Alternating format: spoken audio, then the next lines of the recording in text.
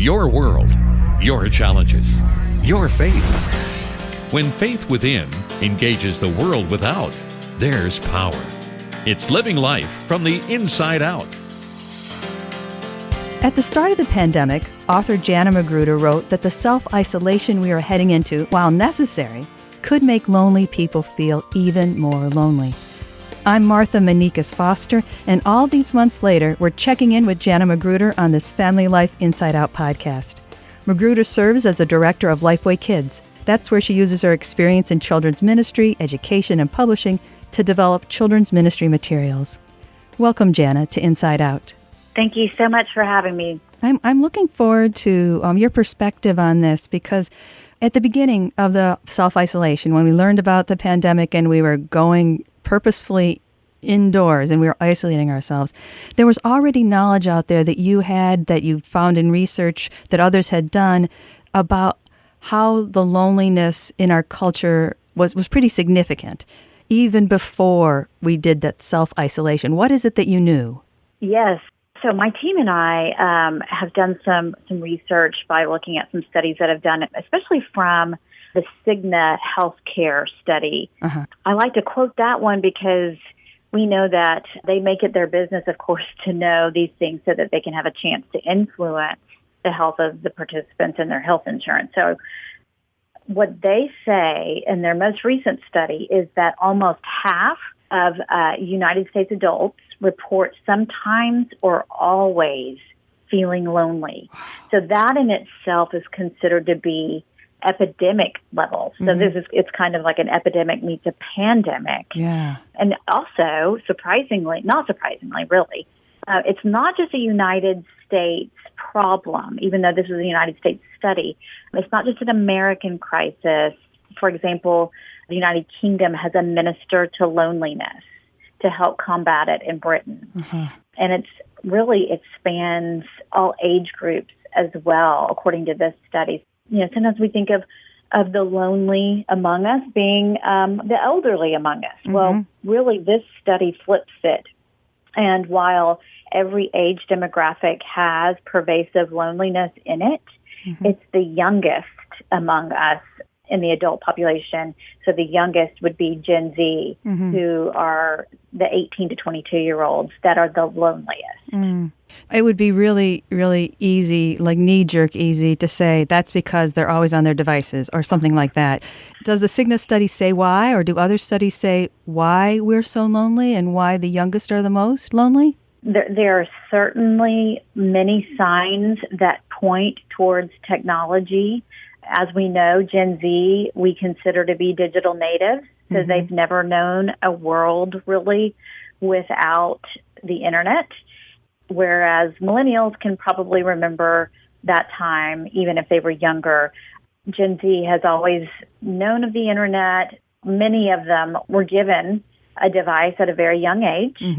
Part of that is because adults were just figuring out this smartphone thing, and what felt like, oh, here, young toddler or preschooler, why don't you play this game on an iPad while we're shopping or whatever.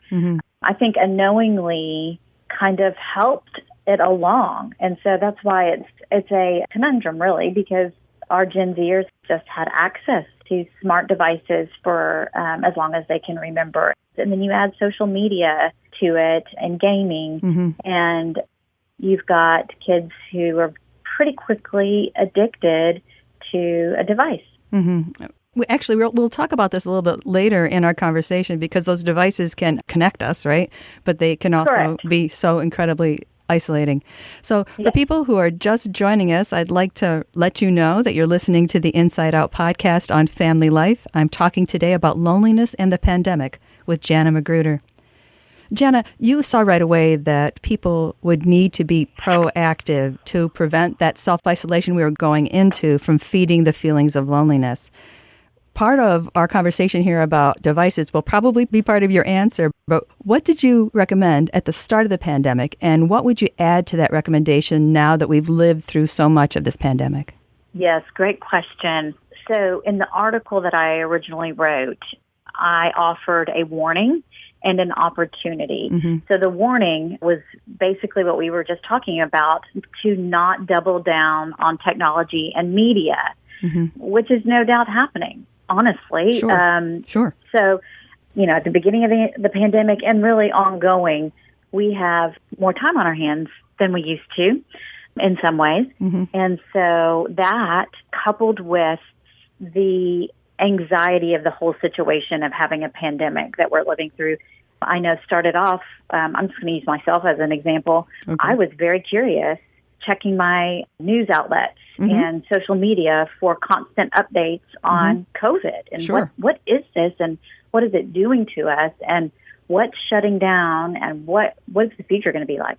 And so it started off with watching press releases and charts and bell graphs and all those things. Oh, I think I have seen every Anthony Fauci interview ever recorded. Absolutely. And so we were, as a culture, we were doubling down. My warning was to not double down, but we, in some ways, had to use that to our advantage to just kind of get the lay of the land of what we're doing. However, I think deep down, what I really wanted the reader of this to understand was it's going to be real tempting to isolate and watch Netflix and stay on social media longer and to maybe even obsess over the news and the fake news and trying to sort through all of that. We have 3 teenagers at my house, 2 boys and a girl, and my boys are gamers, as are many of their friends and peers. And so in some ways, I was a little bit lenient on how much time they could stay on their games because that was a social outlet. So playing games now is not just actually only playing the game. They've got friends that they meet up, almost like what we used to do as a play date. They're doing virtually. And so if I took that away from them completely, they would all of a sudden have no interaction because nobody was able to gather or certainly come over for, a play date or that kind of thing at the beginning.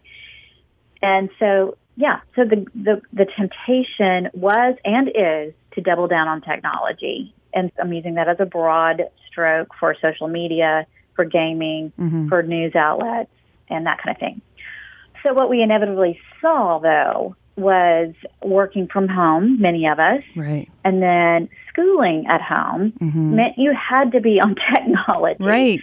So all of a sudden, technology allowed us to ride through this. And I realize your listeners are probably from multiple regions, so this could mean different things to different people, but I'm going to use my context in Nashville. Okay. So our schools are still virtual, and they are planning to stay virtual for at least till November for middle schoolers and January for high schoolers. Okay. And so I know that a lot of your listeners may be back in school or back at work, but because of where we live and we're in a metropolitan area, it's still in phase 2. My husband and I are still working at home. All 3 children are doing virtual school. And so that turns into something to navigate as well because they're on the screen all day doing school, but they're also wanting to be on a screen to connect with friends. That adds up. And so that was my warning. Right. And so what we didn't know then that we know now is that we're certainly going to have to double down on technology, but that requires even more intentionality on what can we control about that. We can certainly control how long we linger on social media, how many shows we binge watch on Netflix. And the point being is, don't isolate from perhaps your own family in your household and perhaps an opportunity to reach out to a neighbor.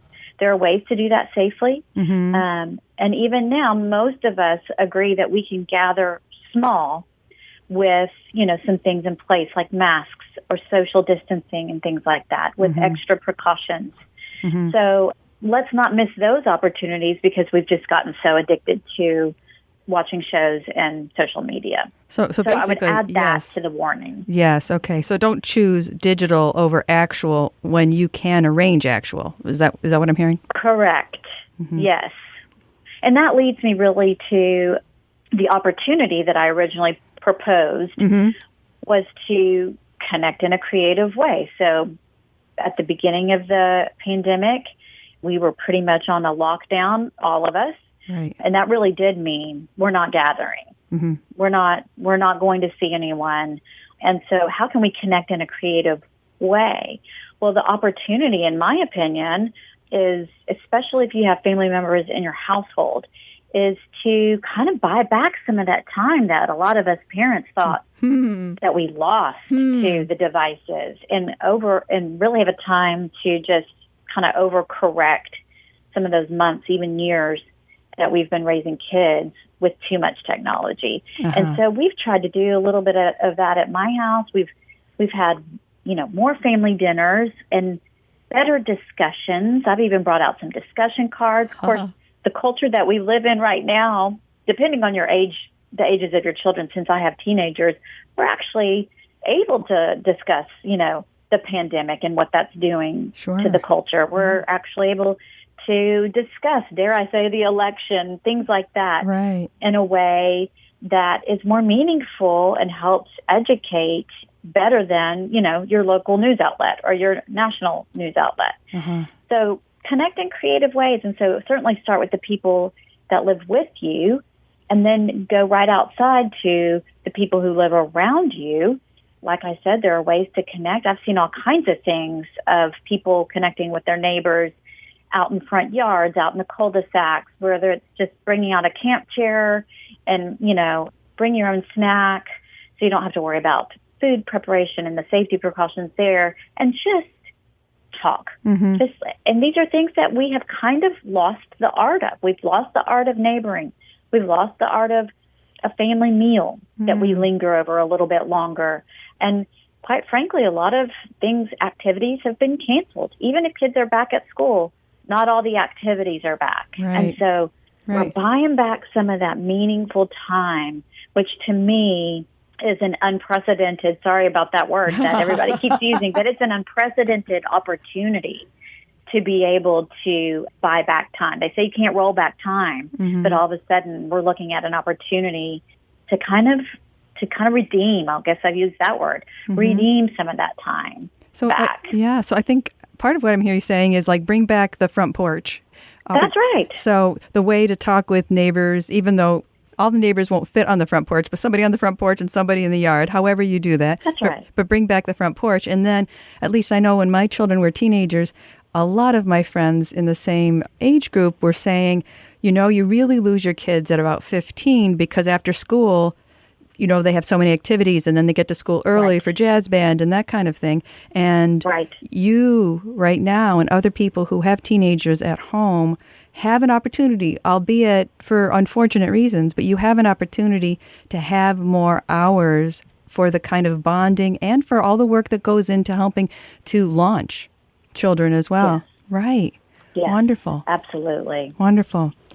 So Jana, we know that people are lonely, and we know that even if people are doing some of these things right, even if they're limiting their hours on Netflix, and even if they're limiting how much they're listening to news or getting, deep into their games, it's an environment for loneliness. It's set up for loneliness.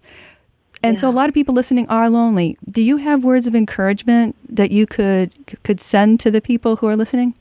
Well, this one is going to sound a little tongue-in-cheek and clearly obvious, but you're not alone in that feeling. The sickness studies that we just referenced, that's pre-pandemic. And so just as a reminder, we're already struggling in this category.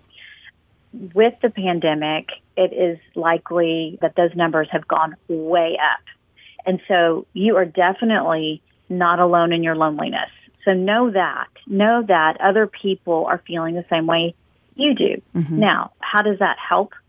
That helps you know that if you pick up the phone and call someone, they are not going to think that you're desperate. They are going to be glad that you called. I have connected with so many just friends from my past by picking up the phone. That's another thing we've lost the art of, is a phone call and letter writing. Mm-hmm. And so write a letter or find a card and use snail mail to send someone some encouragement, because more than likely they are lonely too, and they're going to be so glad that you called them or wrote to them. Mm-hmm. And I think that when we start reaching out of ourselves, that helps us with our own feelings of loneliness. And then I keep going back to that social media thing, because I know it's not just the Gen Z kids who are on social media. Right. Every age demographic has one or two favorite platforms, let's say, that they like to scroll. Let's just call it scrolling. Okay. When we continue to scroll that social media and look at other people's lives, that comparison culture is brutal. Mm. And so if you're doubling down and you're doing that more because you have more time on your hands, or you've just gotten more addicted, let's say, Mm-hmm. then what you're doing is you're not living your life. You're watching someone else live their life. Mm-hmm. And really what that person is putting out on social media, I mean, we all do this. We put the best part of our lives. Mm-hmm. And so all of a sudden you're thinking, wow, that person has got it all together. That person is not suffering like I am. That person has no problems. Mm-hmm. And that's Sure. because they're not going to put that out there. They're only going to put the very best out there. Mm-hmm. And so if you are just being extremely passive and watching that, then all of a sudden you're living their life, not your own. You're living their Instagram life, which is really false. Right. And then you start just believing lies, like, I have no life. Everybody else has a life except me. And when we start believing those lies, we can really get downtrodden and depressed and even more lonely. And that makes you want to isolate even more. Mm-hmm. So my advice is to know that as we navigate this together, and that's been a common message that I keep hearing, we're in this together. We've got to take care of one another. So even in the midst of your own lonely feelings, push yourself to reach out to someone, whether that's the person next door, whether that's the people in your house, whether that's phone calls and letters to loved ones that live far away that you're not going to get to see during the pandemic. Do that. And this is where technology can actually serve you in a good way. You can do a Zoom call, which I know for those of us who are working at home are a little fatigued of. Right. but I've been doing a Zoom call with my old high school friends. And so just to see their faces and their kids in the background, we don't do that when we're not in a pandemic. And I live thousands of miles away from them. And same with my parents. They live out in a different state. And so, my kids, I encourage them to FaceTime with them more, or just talk on the phone or write letters more, connect with people in a variety of ways. This is an opportunity to do that. And no one's going to think that you're desperate or sad, because they're actually feeling the same way. Mm. And so frequently, the way that Christ reaches us in the everyday is through someone else who is flesh and blood. I mean, the Spirit can Absolutely. comfort and does comfort in mysterious and, disembodied ways, if we can say it that way. But most often, the times that I think of God intervening in my life, it is through one of the people who love Him and who He has shown that love to, and the way that they reach out to me. And so you're saying some of that same thing. Absolutely. And be the church. Yeah. Mm-hmm. Right. Be the body of Christ in the church, especially when the church, there's a capital C church, be the church. But while our churches, individual churches, are struggling to find their footing, mm-hmm. let's not stop being the church during, times where we can't meet, or we're doing church online, or, we're doing outside church, and the temptation might be, I don't want to go back until everything's back to normal. I would caution against that as well. Your church family can all of a sudden become more personal in your life than ever before, because exactly what you said, we have a shared belief system, and we know that our strength and our comfort comes from Jesus. And so when we have that in common, we certainly can stand in the gap for one another. Mm. Well, thank you for that. Thank you for the analysis, the big picture, as well as the more specific. Thank you so much for all of that and for talking with me today, Jana, here on Inside Out. Absolutely. It's my pleasure, Martha. My guest has been Jana Magruder. You'll find links to her March 2020 article when loneliness meets self-isolation, right where you find Inside Out podcasts at fln.org/insideout. I'm Martha Manikas Foster with Inside Out on Family Life.